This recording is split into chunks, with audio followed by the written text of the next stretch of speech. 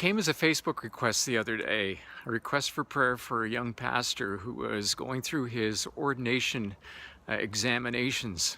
I smiled when I saw the request and offered a prayer, but remembered when I had gone that route myself and some of the fear and trepidation he must have been feeling.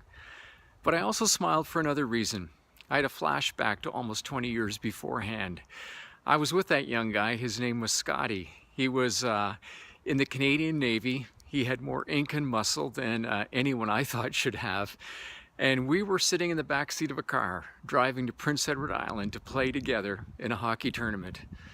Through conversations over that weekend, Scotty gave his life to Jesus Christ and began to discover a new direction.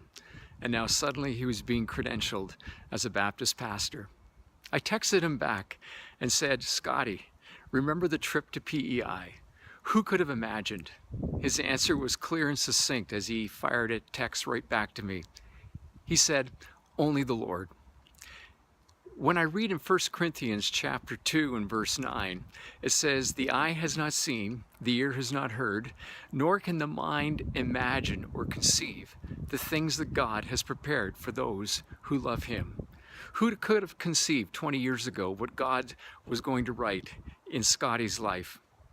And probably today, in the situation you're in and what you're going through, you can't imagine either. But I want to encourage you to trust God, to hold on to what He's given to you.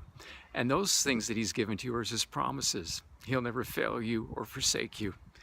And so as you look to God today in your situation, imagine what God wants to do in and through you and through this situation. So fasten your seatbelt, enjoy the ride. And if I was talking to Scotty, I would say, keep your stick on the ice.